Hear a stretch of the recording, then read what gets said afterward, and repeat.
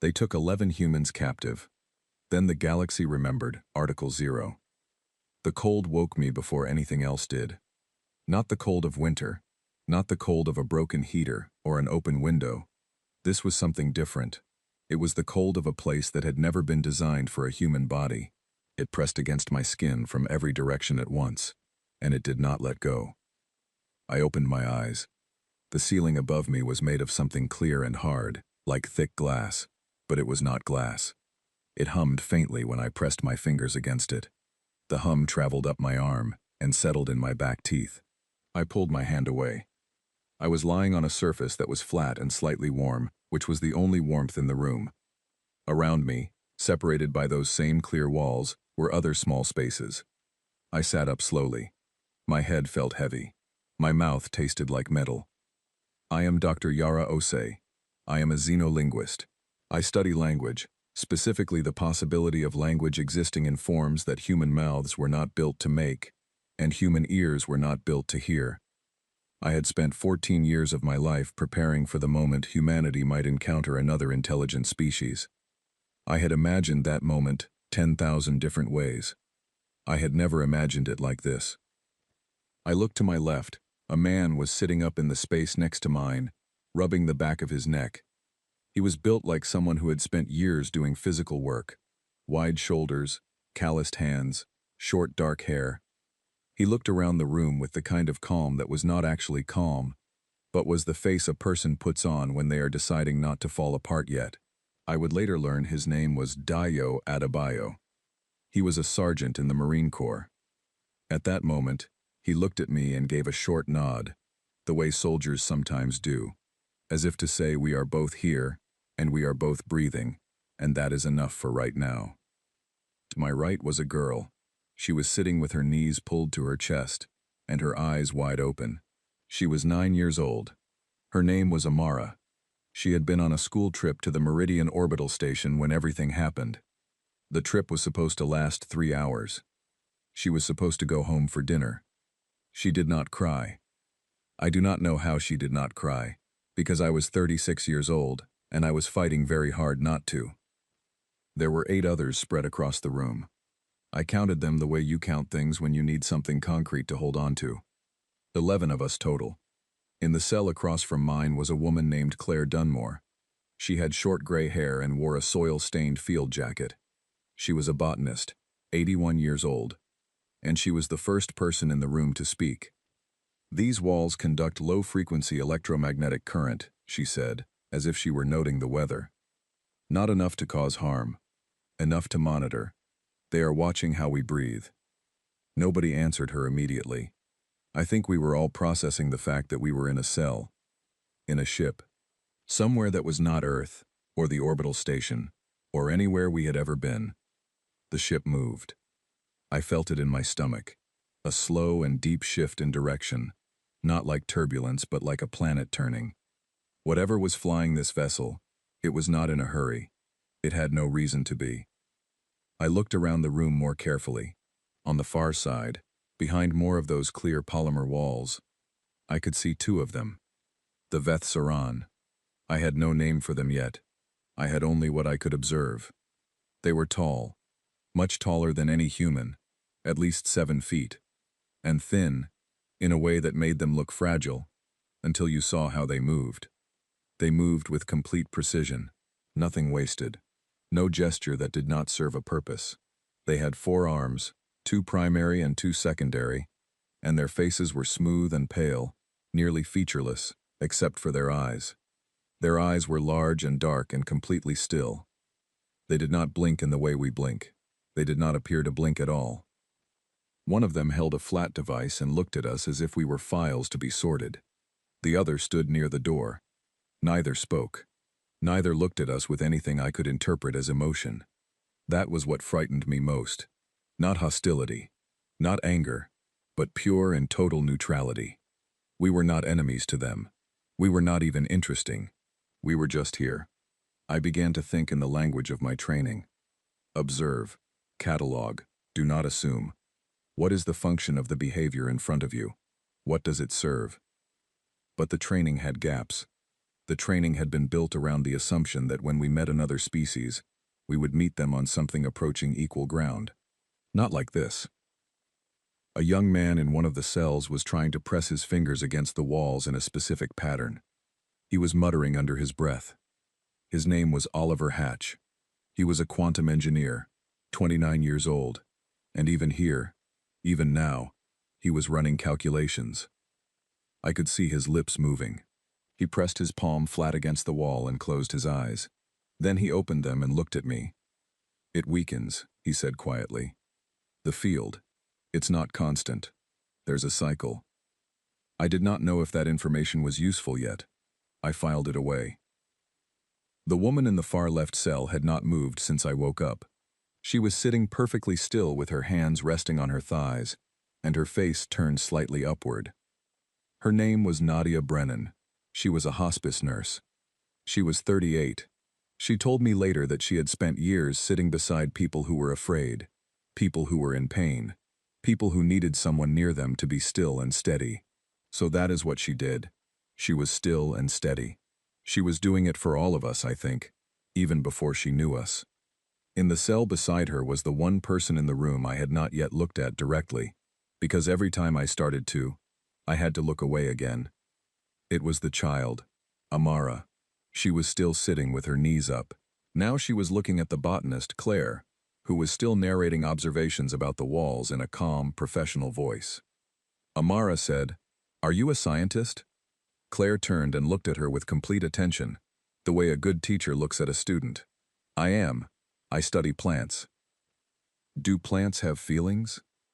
"That is one of the great questions," Claire said. "The evidence suggests they respond to their environment in ways that are more complex than we once believed." Amara considered this.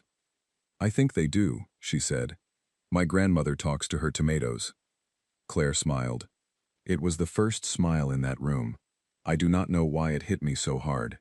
Maybe because it was so ordinary. Maybe because it meant that whatever was happening, we were still capable of being ordinary. There was a man in the cell beside Deo who had been silent but alert since I woke. Broad, heavy-handed, with a scar along one arm. His name was Pete Calloway, and he was a deep-sea welder who had spent years working in conditions where one wrong decision meant you did not come home. He was watching the two Veth Saran guards with the specific attention of someone who knows that patience is its own kind of strength. Across from him was a woman named Carla Finch. She was a smoke jumper, someone who parachutes into wildfires. She had an energy to her that was controlled but visible, like a spring pulled back. She was scanning the room in slow rotations, the same way Dio was, but from a different angle. I realized they were doing the same thing without having spoken to each other. Then there was Marcus Webb. He was a concert pianist, 44 years old. He was also blind, had been since the age of 7. He was sitting completely upright, and he was listening. Not to us, to the ship. I could see it in the angle of his head, the way it tilted slightly, the way his chin moved as if he were marking sounds.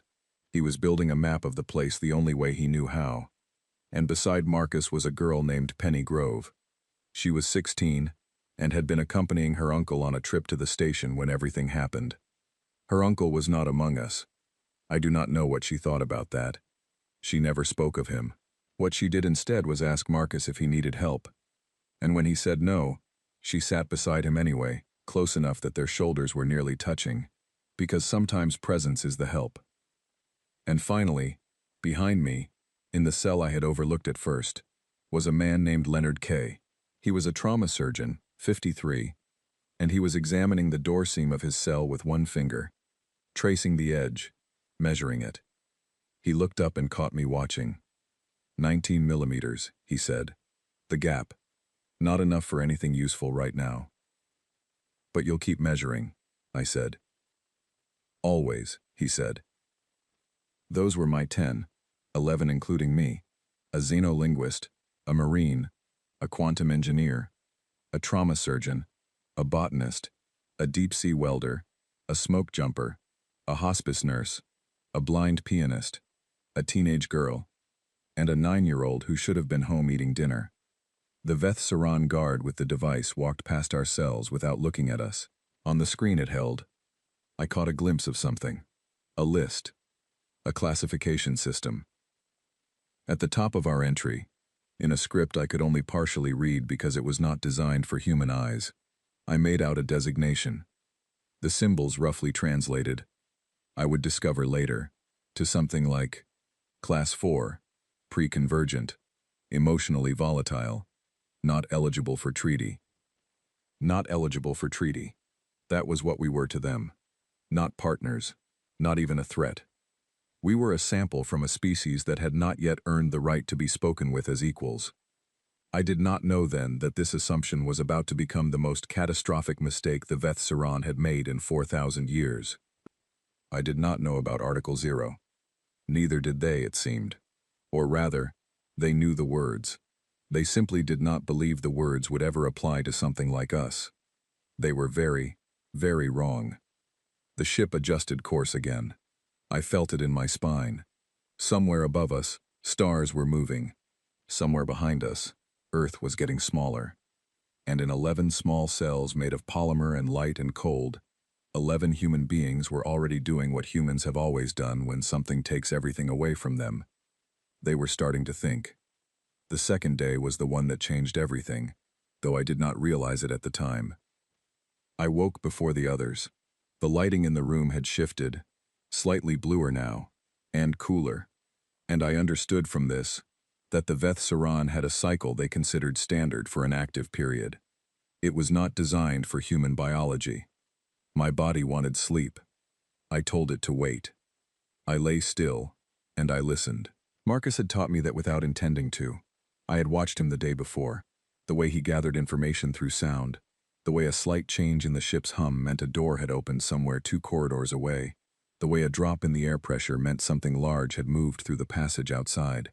He had been cataloging this place longer than anyone, it seemed, because he had been doing it since the moment he arrived. He never stopped. I tried to do what he did. I closed my eyes and I listened. The ship breathed. That is the only word for it. It had a rhythm, a pulse. Not a heartbeat exactly, but something close. The hum of the containment field around our cells sat at a frequency that was slightly below comfortable, not painful but persistent, a sensation at the edge of awareness that kept the body from fully resting. I suspected this was intentional. I filed the observation away. Dio was awake before the lights fully shifted. I saw him sit up, look around the room in a single slow rotation, then roll his shoulders once and settle. He did not appear to stretch. He appeared to settle into himself, the way a machine settles into its operating state. He began to watch the door. He had been watching the door since we arrived. I had noticed. But now I saw what he was actually doing. He was not watching the door the way a frightened person watches a door, waiting for something bad to come through it. He was watching it the way a person watches a problem they intend to solve. Every time the guard passed, he tracked the timing. Every time the door opened, he noted which side it opened from. When a panel in the far wall lit up briefly, he marked its position with his eyes and held it. By the end of the second day, he had scratched a map into the floor of his cell, using the hard edge of a button he had worked loose from his jacket. The map was in English, rendered in a notation system he invented on the spot, that looked like a combination of military shorthand and something close to music notation. He showed it to me when the guard was on the far side of the room. Door cycles every 22 minutes, he said quietly, without looking at me directly. The guard stops twice, once at the panel, once at the far end. At the second stop, there is a 3-second window where the field between our cells drops in intensity. Oliver already knows about it. I looked over at Oliver Hatch. He gave me a small nod. I cannot break the containment, Oliver said, just as quietly. Not yet, but I can feel the math of it. Give me more time. More time. We had nothing but time, and none of us knew how much of it we had. The Veth Saran researchers came in on the second day, not the guards, who were security, detached and repetitive in their movements. The researchers were different. They were curious. They tried to hide it, and they were nearly successful. But curiosity has a physical signature. A slight lean forward, a pause before turning away, an extra beat of stillness when something unexpected happens. They did not speak to us. They observed. One of them moved a device along the outside of each cell, and I guessed it was measuring biological output, heart rate, hormone levels, neural activity. When it reached Amara's cell, the researcher paused, just a fraction of a second longer than it had paused at anyone else's. Then it moved on. But I had seen it, and something else had happened. A second researcher, standing near the door, had looked at the first one at that moment of pausing. Just a look, brief and still, but it carried weight. I had spent my career learning to read the communication underneath communication, the thing being said in the space between words. What passed between those two researchers was something I could not yet translate, but I felt its shape. It was concern. About what, I did not know yet. Claire had begun her garden on day 2. I use the word garden because there is no better word for what she was doing. She had noticed the mold first. It was growing in the lower seam of the back wall of her cell, bioluminescent, pale green, barely visible. Another person might have not noticed it at all. Claire was an 81-year-old botanist who had spent 6 decades paying close attention to things that grew in places they were not expected to grow. She did not tell anyone about it on the first day. She watched it. On the second day, she began feeding it. She had saved a small amount of the nutrient paste they fed us, through the slot in the cell door, and she was applying it to the mold in careful, tiny amounts. Using the edge of her fingernail as a tool, she was regulating the temperature of that patch of wall with the warmth of her hand, held close but not touching, because she had already determined that direct contact dried the mold too quickly. When Dio noticed what she was doing, he said nothing for a long moment. Then he said, "What does it do?" "Right now it glows," she said. "That is enough. Light means information. Later, if it grows as I expect, the cellular waste it produces will include a compound that causes mild respiratory irritation in enclosed spaces." Pete looked up from where he had been sitting. "Useful," he said. "Potentially," Claire said, with the calm of someone who has never once wasted energy on false certainty. "I want to tell you something about those first days, something that I have tried to explain to many people since, and have never fully managed to convey. We were afraid. Every one of us was afraid. The fear was always there, underneath everything.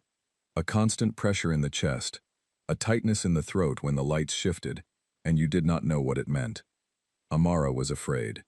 Nadia, who had sat beside so many people in the last moments of their lives, was afraid.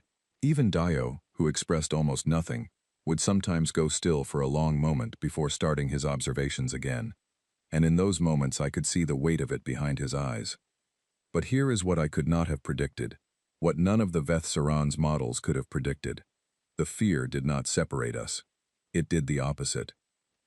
On the second afternoon, Leonard asked Nadia through the polymer wall about pressure injuries, how they developed, what the early signs were, because he was worried about Amara sitting in the same position for long periods.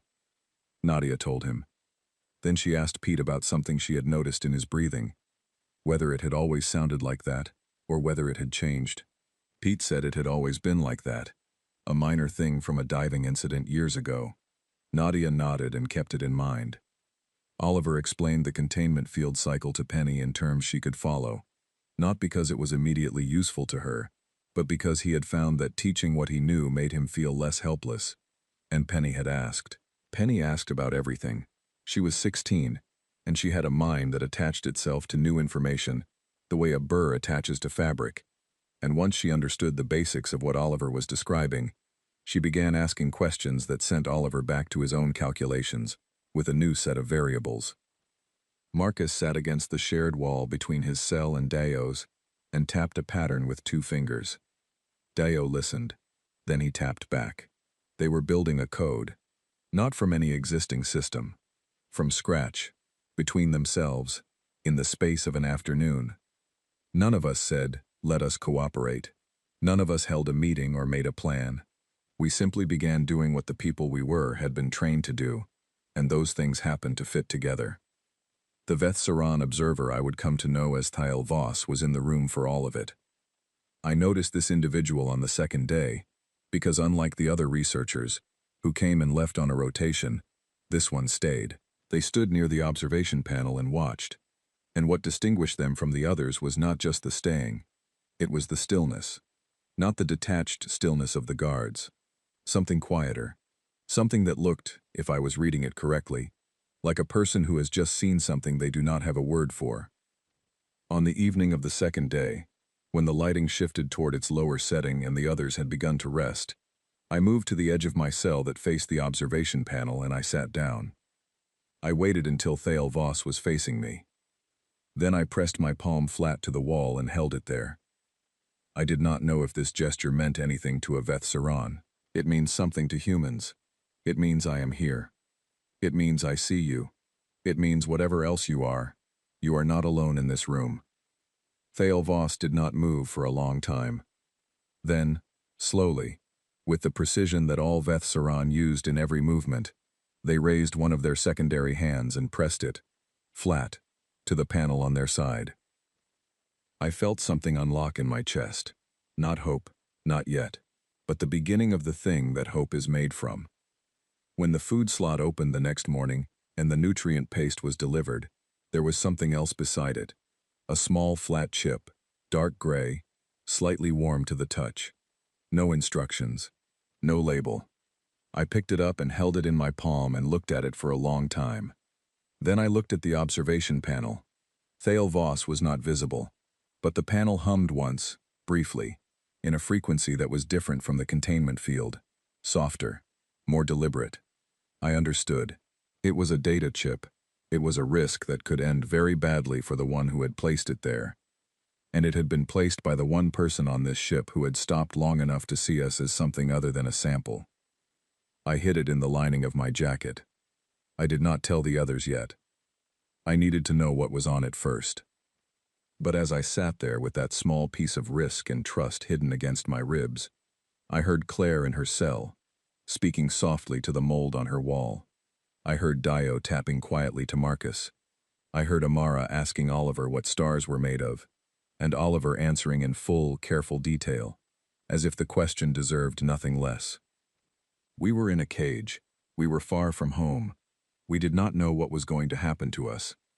And we were, without anyone deciding to be, already building something. The Veth Saran were watching all of it. Their instruments were measuring all of it. Their models were processing all of it. None of their models had a category for what they were seeing. That was going to be a problem for them. A very large problem.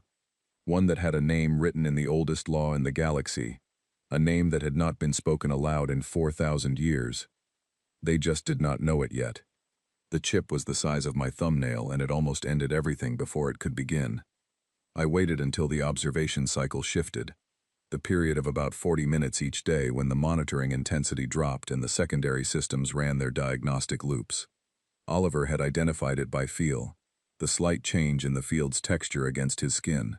He had shared the timing with me through the partition in a series of taps that had become our secondary language, supplementing the code Deo and Marcus had already built. I held the chip between my thumb and forefinger, and I tried to read it without a reader. Obviously that was impossible. But I turned it over and looked at its surface under the pale cell lighting and I tried to understand what it was by its construction alone, the way my training had taught me to approach unknown communication forms. The chip was dense. More storage than its size suggested should be possible. Veth Saran engineering compressed information the way deep ocean pressure compresses matter. What looked like nothing could contain entire libraries. The question was how to read it. I looked at Oliver through the partition. He was watching me. He had been watching me since the chip appeared, with the focused patience of someone who knows a problem is coming toward them and wants to be ready. "Can you interface with Veth Saran storage?" I asked, keeping my voice at a level below the threshold I had identified as the audio pickup range. "Not with my hands," he said, "but if you press it against the wall where the power conduit runs at the base of the observation panel, the chip will pull passive current and project its contents as light encoding. Veth Saran language is partially visual frequency based. It will not look like text to you. But it will look like something," I said. "Yes. I read things that do not look like text," I said. "That is essentially my entire job." He almost smiled. It was the first time I saw Oliver come close to a smile. He had a very focused mind, the kind that does not detour often into expression, but something about the situation had brought a certain edge of dark humor to him. We were all finding our versions of that edge. Humor was one of the things the Veth Saran's behavioral models apparently did not predict. I noticed them recording it with additional attention whenever it happened. That evening I positioned myself near the base of the observation panel during the monitoring dip. I pressed the chip carefully against the wall seam where Oliver had indicated. For 3 seconds nothing happened. Then the chip grew warm in my fingers, and the surface of the wall in front of me began to pulse with light in narrow frequencies, shifting bands of color that moved in patterns too complex to be random and too structured to be noise. I stared at it. My brain did what trained brains do when they hit something new. It looked for the underlying logic. Every language has one. Every encoding system has a grammar, a set of rules that determine which elements follow which. You do not always need to understand the vocabulary to begin to understand the rules. I watched for 8 minutes. Then I pulled the chip back. What I had seen was not a message exactly. It was a document. Old. The age was encoded in the density of its layering, the way old documents accumulate the weight of time in their syntax. There was a section at the front that I understood. Not completely, but enough.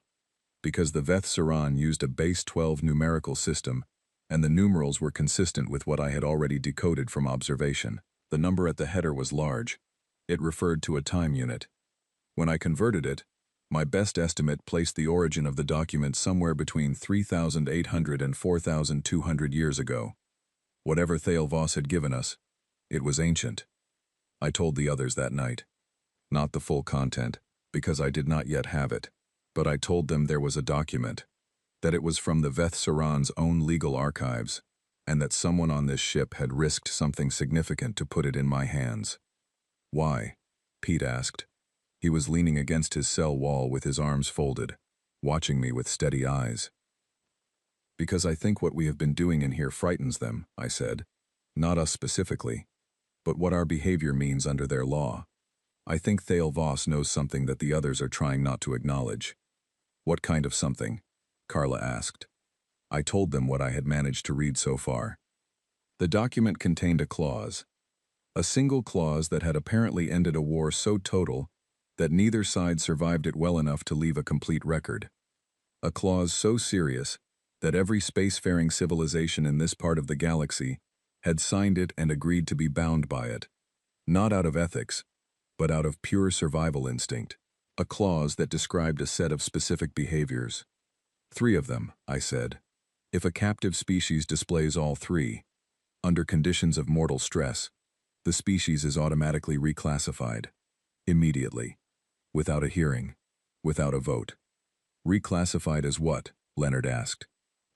As a sovereign people, I said. Eligible for treaty. Protected by every signatory nation. There was a silence. And the 3 behaviors? Nadia asked, in the soft, careful voice she used when she already suspected the answer. I looked at Dio. His map was still scratched into the floor of his cell, the floor schematic of this ship he had built from silence and timing and careful observation, completely and entirely on his own initiative. I looked at Oliver, who had reverse-engineered the containment field's frequency cycle, using nothing but the nerve endings of his palms. I looked at Dio again, not at his map, at his food tray. He had eaten half of his morning ration. He had set the other half aside. When Amara's tray had come up short, which it had on 2 separate occasions, he had passed the remainder through the partition gap without comment or expectation. Cooperative problem-solving across different skill areas, I said, adaptive self-improvement under dangerous conditions, and voluntary sacrifice for individuals who are not your family. The silence that followed was different from the one before. Pete said slowly, "Are you saying we already did all 3? I am saying that when Thale Voss's instruments registered Dio giving his food to Amara this morning, every automated monitoring system on this ship flagged it," I said. And I am saying that Thale Voss then walked directly to my cell and put something through the food slot.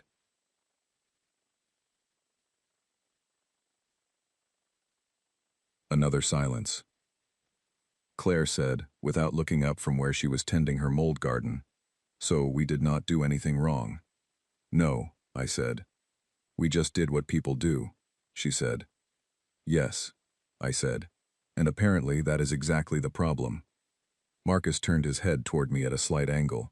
He did this when he was working something out, using the angle to optimize his hearing. What is the name of the clause? I had been holding on to that piece of information carefully, not because I wanted to keep it from them, but because I needed to say it correctly, in the right context, so that the weight of it was clear.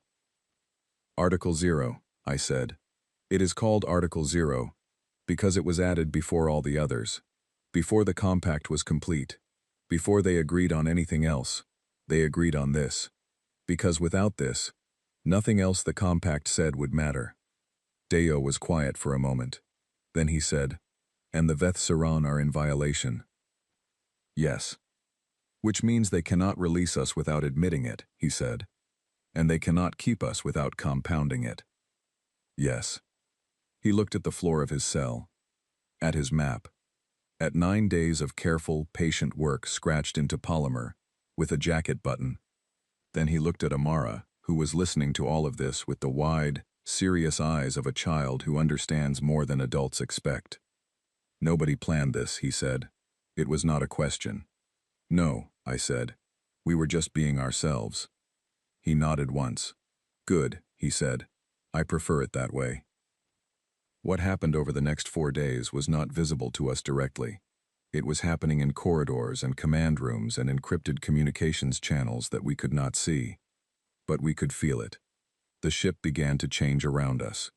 Not the physical structure of it, but the atmosphere of it. The way the air moved differently when the people carrying it were carrying something heavy. The monitoring sessions grew longer. More researchers came through. They stood in front of our cells and watched us with expressions I was getting better at reading. Not perfectly, not fluently, but better. They watched Claire talking to her mold and to Amara simultaneously, turning a botanical observation into a children's science lesson without pausing. They watched Pete and Dio playing a game they had invented from scratch, using the scratching on the floor as a board, and 2 different colored fragments of food tray plastic as pieces. They watched Leonard demonstrating proper joint examination techniques to Nadia through the wall, using the tapping language to convey what words could not. They watched Marcus, which I think disturbed them most of all. They did not have a good model for him. He was blind, and in the Veth Saran hierarchy of capability, a being with a non-functional primary sense was categorized as diminished. But Marcus was not diminished. Marcus had built a more detailed map of this ship through sound alone than anyone else in the room, including Dio. He knew the walking rhythm of every guard. He knew which corridor flooded with cool air when a specific door panel opened. He had identified, purely by sound, a secondary ventilation shaft that ran behind the east wall of our cell block, and he had communicated its location and dimensions to Oliver through their tap code. Oliver had been thinking about that shaft for 3 days. Penny had been helping him think. She was 16, and she had no engineering training, and she asked questions that Oliver initially found frustrating, and then found illuminating. She asked why the ventilation needed to cycle at all, whether the ship could function without it cycling as regularly. Oliver had said no, that the temperature regulation systems depended on it, Penny had said. So if something blocked the cycle, the temperature would change. Oliver had stared at her for a moment, and then gone back to his calculations with a new quality of focus. Claire's mold garden had doubled in size. The compound she had described was developing. Not yet at a useful concentration, but growing. All of this was happening inside the cells. All of this was being observed, recorded, analyzed by instruments that were very good at their jobs. The instruments flagged every single instance, every piece of cooperative behavior, every act of adaptation, every moment of one person giving something to another. On the 9th day, Thale Voss did not appear for the morning observation session. I noticed immediately. Their absence had a texture. The room felt different without that particular quality of watching. The watching that carried weight, that saw us rather than merely recording us. At midday, the food slot opened and the ration came through. And then something else came through. A second chip, smaller than the first. When I read it that evening during the monitoring dip, it was not a document from the archives. It was a message. I had been working on Veth Saran language encoding for 9 days at that point, with intensity and focus that I have applied to no other single problem in my life before or since. I could not read it perfectly, but I read enough. The message said, I sent the archive to the Neutral Observer Network, all of it. The behavioral records, the monitoring logs, the flagged instances. I sent everything. I do not know if I will still be here when you read this, but I need you to know that you were seen, not as samples, as people. I am sorry it took us this long to understand the difference. I sat with that message for a long time. Then I passed the chip to Dio through the partition gap and watched his face as he held it, knowing he could not read it. Watching him understand from my expression alone that something had shifted. They know, I said. He closed his fist around the chip. His jaw tightened once. Then he said very quietly, Is the person who sent this safe? I do not know, I said. He nodded. He pressed his lips together. He did not say anything for a moment. Then he said, We will remember that, whatever happens next. I wrote that down in my mind. I have kept it there since. On the morning of the 10th day, Amara asked Deo why he always gave her the second half of his food. She asked it simply, the way children ask things, directly and without armor. Deo looked at her for a moment. He said, Because you are still growing, and I have already grown. Amara thought about this. That is a good reason, she said. Somewhere on the ship, in a monitoring archive, that exchange was added to a file that was already very full. And somewhere in the galaxy, the Neutral Observer Network had just received a transmission that was about to wake up something ancient. The first sign was a vibration in the outer hull. I felt it at approximately the 3rd hour of the ship's active cycle, a deep resonance that was different from the ship's usual pulse. This was not internal. It was external. Something large had moved close to us, close enough that its mass disrupted the standard sound signature of our cell block. Marcus turned his head. 2 vessels, he said. Larger than this one.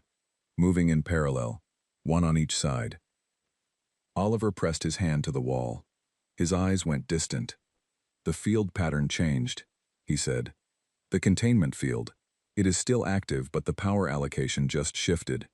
Something drew priority. Communication systems, Dio said. He was already at his observation position, watching the door.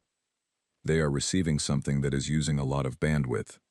Carla leaned forward. She had been restless all morning, which was unusual for her. She had the smoke jumper's instinct for reading air, for detecting the small changes in atmosphere that come before something large happens. I can feel it, she said. The pressure. Something changed outside. She was right. The air in the cells had shifted fractionally. Not enough to make breathing difficult. Enough to notice if you were trained to notice. I had been watching her reaction to it since it started, and she had been tracking it for longer than I had. I thought about the message, about Thale Voss, about the transmission that had gone out to the Neutral Observer Network. How long has it been since the message went out? I asked Oliver quietly. He counted in his head. He had been keeping an internal clock since we arrived, calibrating it against the ship's lighting cycles. 11 cycles, he said. Roughly 11 of their standard days, which puts it at approximately 9 Earth days. 9 days. A transmission to the Neutral Observer Network. And now 2 large vessels running parallel to our ship. The compact, I said, mostly to myself. Deo glanced at me. Talk, he said. 1 word. He said it the way commanders speak when there is no time for anything else.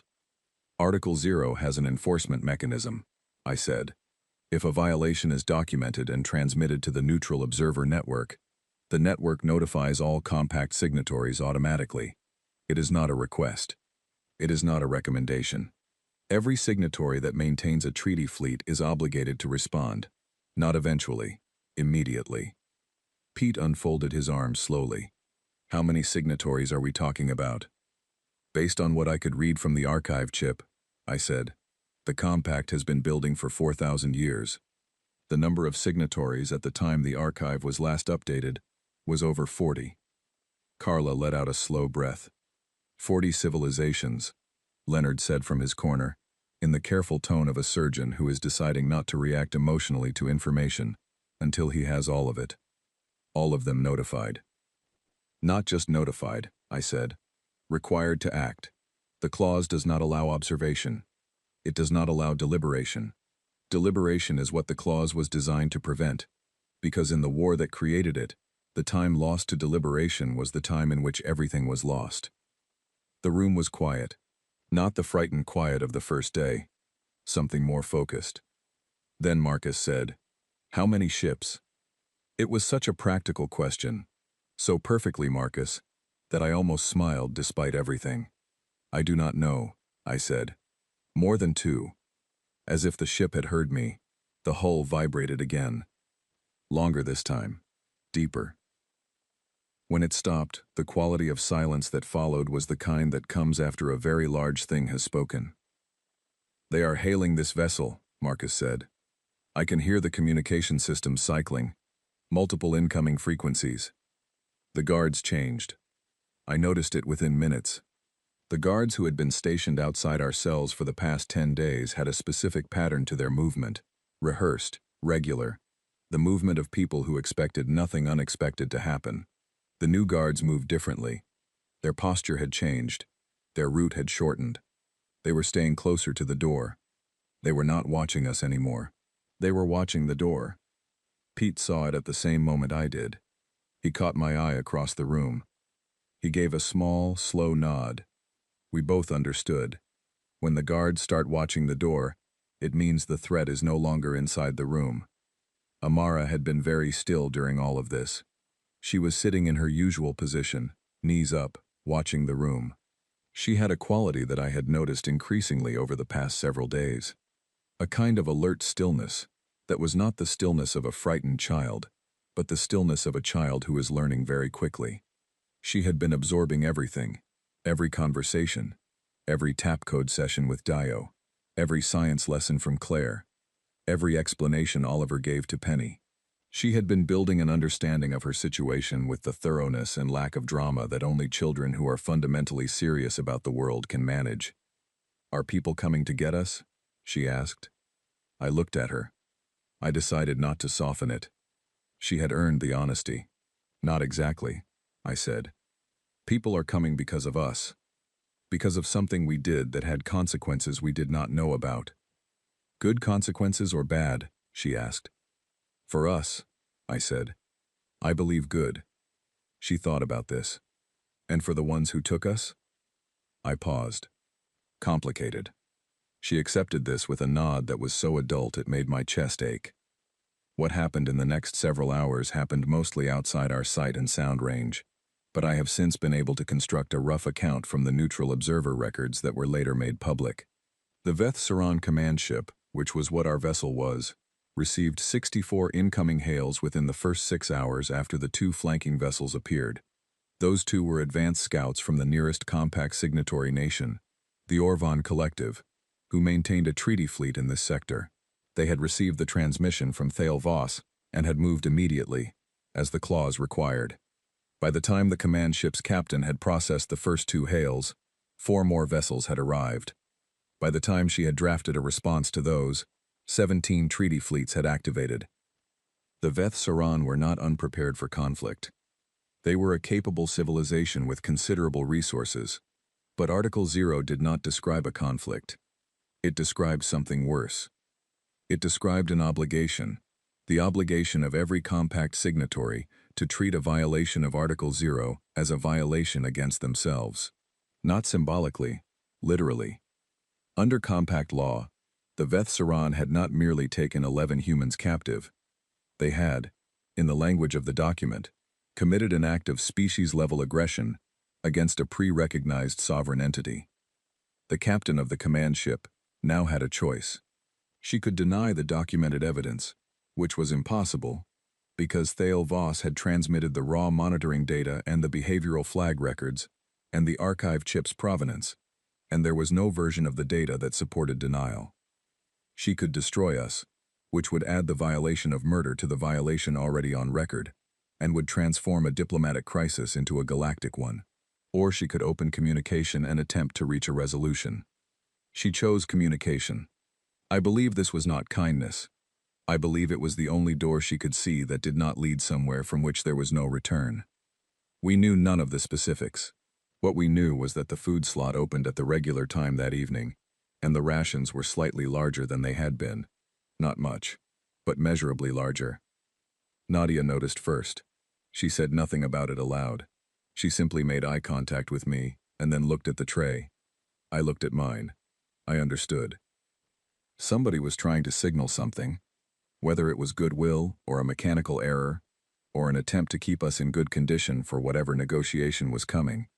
I could not tell, but it meant we were still a subject of active consideration. That mattered. Dio gave his extra portion to Amara anyway.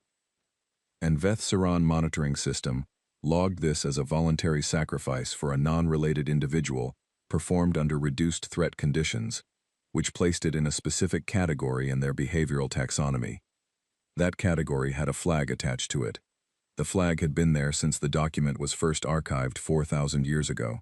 When the monitoring system logged Dio's action, the flag activated automatically and added the entry to the evidence file that was already circulating through 64 incoming diplomatic channels.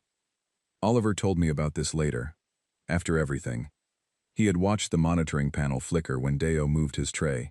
He had not known why, but he had noted it. They were building a case against themselves, he said, and they could not stop, because we could not stop being what we are. The door to our cell block opened for the first time in 10 days without a guard entering with it. We all went still. The kind of still that happens when something outside the pattern of the last 10 days occurs, and the body does not yet know how to categorize it. A Veth Saran stepped through. She wore different markings from the guards and the researchers. Her movements were precise in the way all Veth Saran moved, but there was something else in them. A quality I recognized after a moment as formal. The way a person moves when they know they are being observed and recorded, and they are choosing every gesture with that knowledge. She stopped in the center of the room. She looked at each of us in turn, which no Veth Saran had done before. The researchers observed. The guards scanned. This individual looked. Then she said, in translation that came through a small device at her throat, in English that was accented but clear, "You are to be transferred. The situation is under diplomatic resolution." Nobody moved. Then Dio said, in a voice that was completely level, "Is the researcher who assisted us still alive?" The commander looked at him. The question had clearly not been in any briefing she had received. Her eyes moved to me, as if she expected me to explain what the Marine had said. I did not explain. I waited. She said, "That individual is in secured custody." "That is not an answer to the question I asked," Dio said. Another pause. Longer.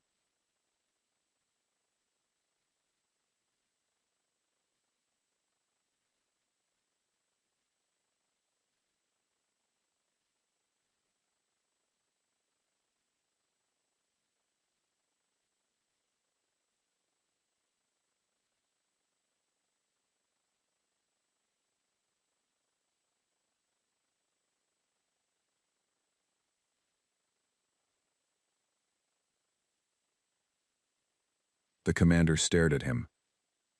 I was watching her closely. What I saw in that moment was not anger or confusion. It was something much more interesting. It was the look of a person encountering a logic they did not know how to place in any category they had available.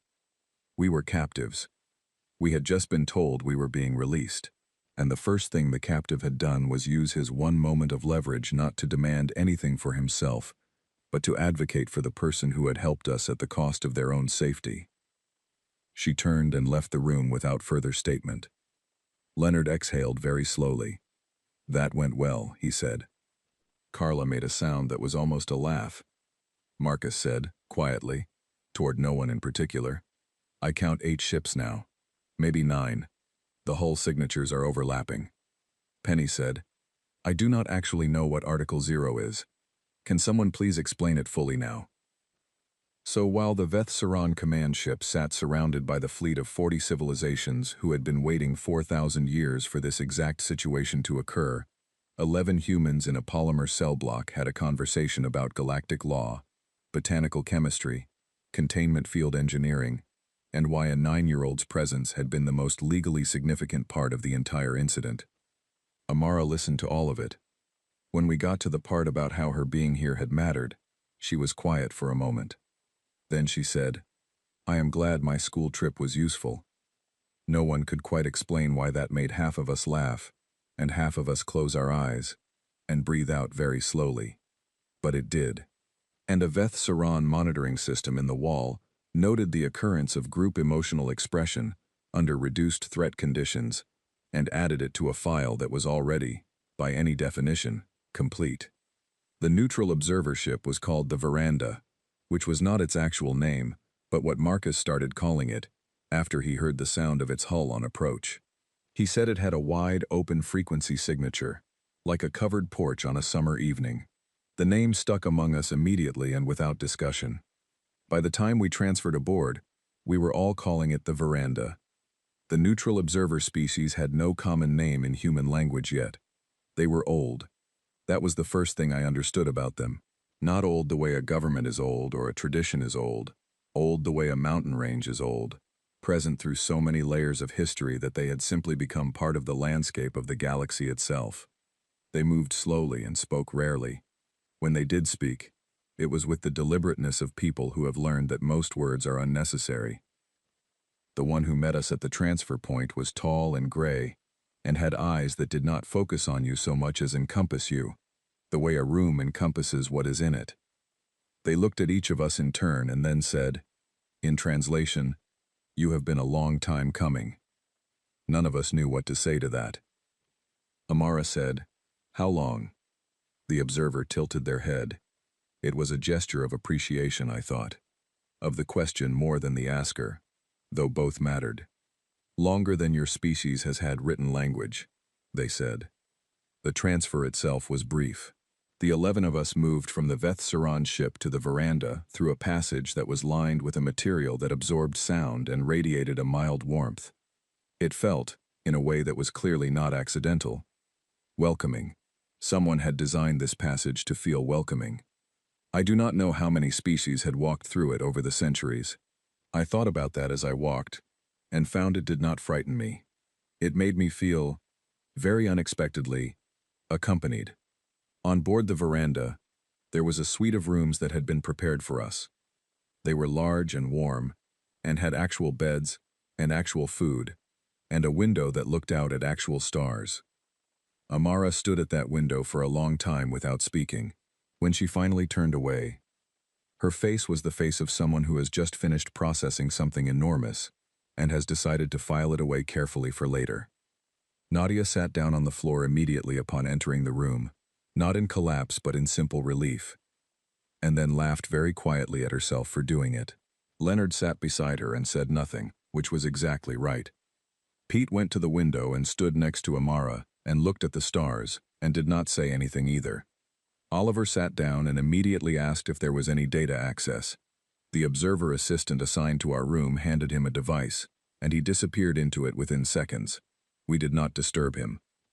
Carla and Dio took a slow walk around the perimeter of the suite, together and without speaking, the way people who have shared a confined space for 10 days still need to understand the new space they are in. It was a security sweep, but also something else. A kind of joint acknowledgement that we were no longer in the cell, and that our bodies needed a moment to understand that.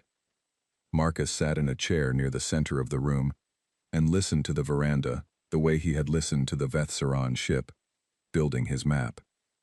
After a few minutes, he said, "There are 17 distinct hull signatures in our immediate vicinity. The closest is very old, older than the others. I think it is a flagship of some kind." "The Compact's enforcement fleet," I said. "They are still here," he said. "They are not moving." "They are waiting for the ruling," I said. "How long will that take?" Penny asked. I had been told, in the brief communication I had managed with one of the observer assistants during the transfer, that the formal ruling was not actually a deliberation. The Compact's tribunal, by the terms of Article 0 itself, was not permitted to deliberate on a case where all three behavioral criteria had been documented. There was no vote. There was no argument. There was only confirmation of documentation, which had already occurred because the documentation had been transmitted by Thale Voss and verified independently by the monitoring system's own flag records, records the Veth Saran could not alter, because they had been transmitted in real time to the neutral observer network as part of standard monitoring protocol. It has already happened, I said. The ruling was issued 3 days ago. We are just waiting for the formal announcement. The room was quiet. Then Leonard said, slowly, "What exactly does the ruling mean, specifically for us?"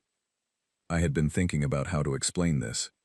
I had been thinking about it since I read the archive chip, since I watched the monitoring panel flicker when Deo moved his food tray, since Thale Voss had pressed their hand to the panel in the dark. It means that the Compact does not get to vote on whether humanity is eligible for recognition, I said. Article 0 bypasses the vote. It says that if a species, under mortal stress, in captivity, with no resources and no expectation of rescue, spontaneously demonstrates cooperative problem-solving across different abilities, adaptive improvement under dangerous conditions, and voluntary self-sacrifice for someone who is not family, then the question of eligibility has already been answered by the species, without any tribunal. We answered it, Claire said.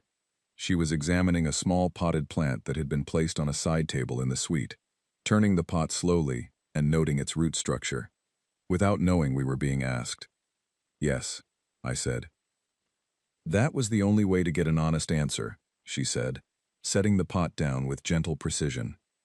Deo was standing near the window. He had been standing there since we entered, looking out at the stars with an expression that was not readable to me, which was unusual because I had spent 10 days learning his face. After a moment, he said, "What happens to the Veth Saran?" I said, "Under the Compact's terms, a violation of Article 0 results in mandatory reclassification of the offending party. The Veth Saran lose their status as arbiters of species classification. They lose the authority they have used to rate and categorize other species. They remain a Compact member, but under observation and restriction for a period determined by the tribunal. The exact duration, I was told, is typically several hundred years." Pete raised his eyebrows slightly. He said, "Several hundred." "They have done this before," I said. "Not to humans. But the clause exists because something like this happened before, on a scale that took 6 star systems with it. The Compact is not gentle in these situations because it cannot afford to be." "And the one who helped us," Dio said, still not looking away from the stars. "Thale Voss," I said. "Yes." "What happens to them?" "They will be exiled from Veth Saran society," I said. "That is certain, but they are in neutral observer custody, which means the Compact has jurisdiction over their situation. And the Compact has a provision for individuals who act in accordance with Article 0 at personal cost." "Meaning?" Deo asked.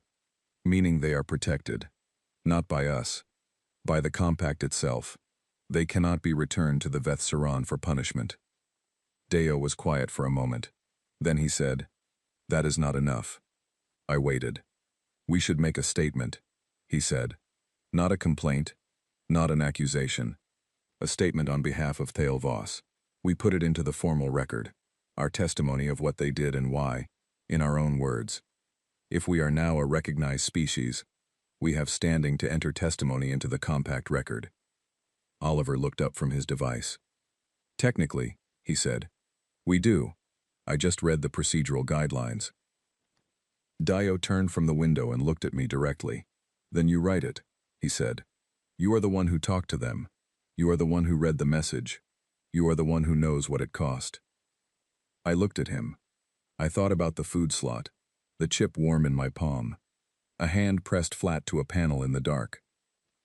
"Yes," I said. "I will write it." It took me 4 hours.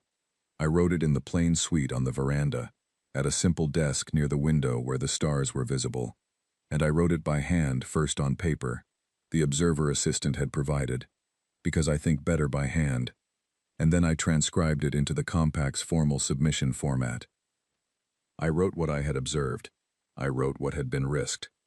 I wrote about the moment in the dark when one individual looked at 11 strangers in a cage and decided that what they saw was not a sample but a people. I wrote about the hand pressed flat to the panel. I tried to write it in language that would be clear to species I had never met and could not fully imagine, because the compact record is not read only by humans, and I wanted it to be understood by everyone. When I finished, Deo read it. He did not read quickly. He read carefully, the way he did everything. When he finished, he handed it back and said, "Good." From Deo Adebayo, that was a considerable statement. The formal announcement came on the second morning aboard the veranda. A senior observer came to our suite and delivered it in the kind of language that removes all ambiguity from a legal statement. Humanity was entered into the compact record as a recognized sovereign species. The entry was retroactive to the date of the documented first behavioral trigger, which the compact's instruments had calculated as the moment Oliver first identified the containment field cycle and shared the information with Dio. Day 2 of our captivity. 11 humans in a cell, and one of them had pressed his palm to a vibrating wall and paid attention. Humanity's species number in the compact record was not a number. It was a classification that translated, very roughly, as foundational. I asked the observer assistant why. They said that humanity's entry did not come through the standard nomination and review process. It came through Article 0. There were only 7 other species in the record who had entered this way, and all 7 had done so in the original 4,000 years of the compact's history. None had done so since. Until now, the observer said. Amara had been sitting at the breakfast table during the formal announcement, eating something the veranda's kitchen had produced that was a reasonable approximation of porridge. She looked up when the senior observer finished speaking. "So we are in the club now?" she asked.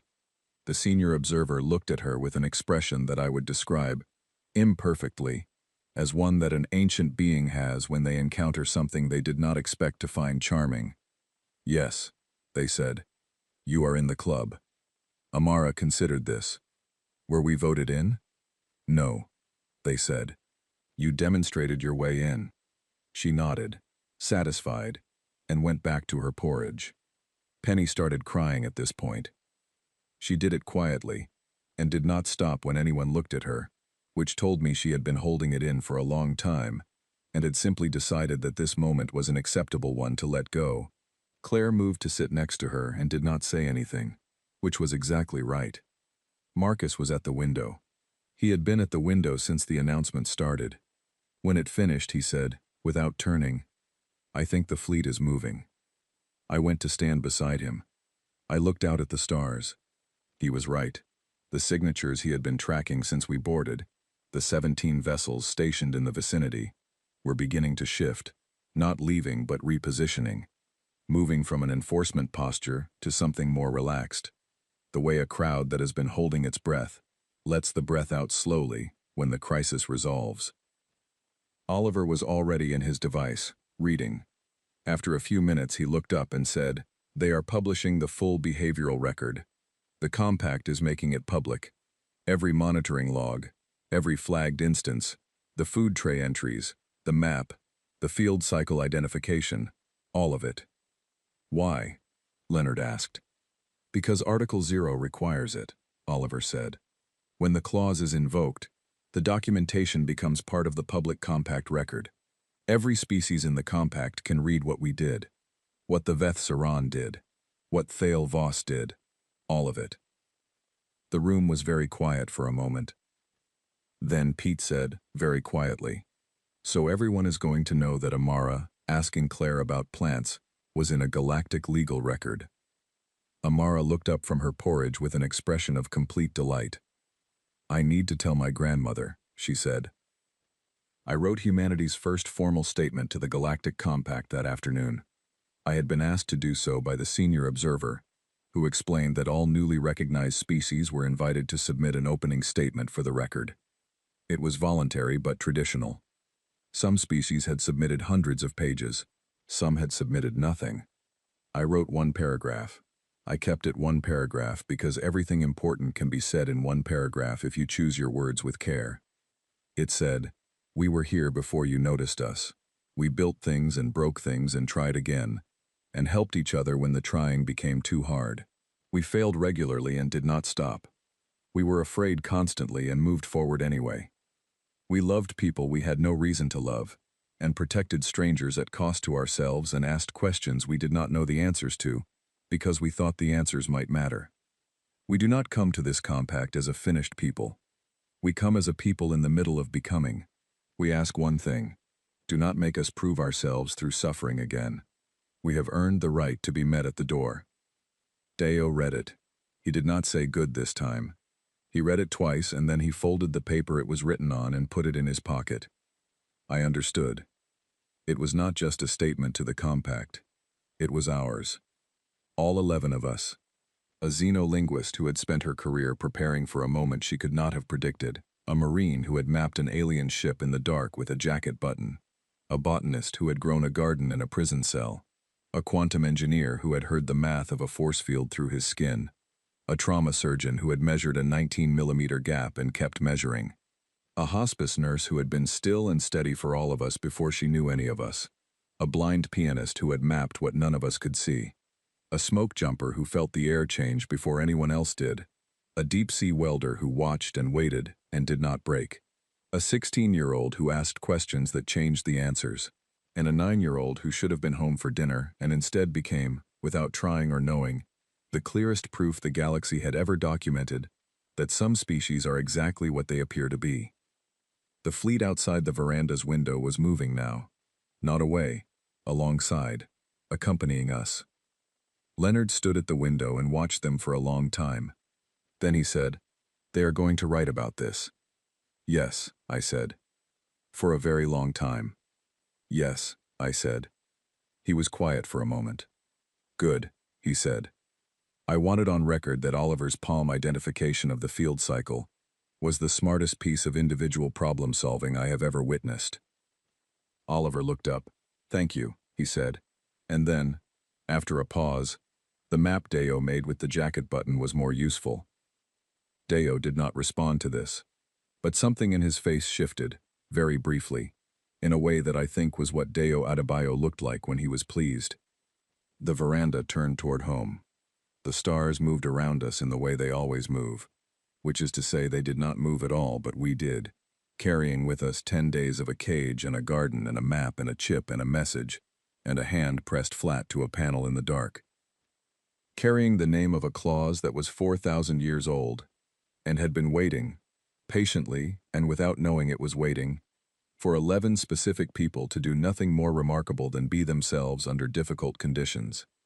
Somewhere behind us, the Veth Saran command ship sat in the center of 17 treaty fleets and began the long process of learning what it means to be wrong about something that cannot be taken back. Somewhere in neutral observer custody, Thale Voss sat in a room and waited and did not yet know that their name was in a document that would be read by every species in the compact for as long as the compact existed. Did not know that 11 humans had written their name into the formal record with the only currency they had, which was the truth of what they had seen and what it had cost. Amara fell asleep at the window. She had been awake for a very long time. She was 9 years old and she had earned it. Dio took off his jacket and put it over her without waking her up. He was hungry. He was always hungry. He had given away half his rations for 10 days and he did not mention it. And he would not have mentioned it if I had not already been watching. A monitoring system in the veranda's standard observation suite logged the action automatically. The flag it triggered was a different color from the Veth Saran flags. This one was green. The neutral observer's equivalent of a confirmed instance of voluntary care for a non-related individual under normalized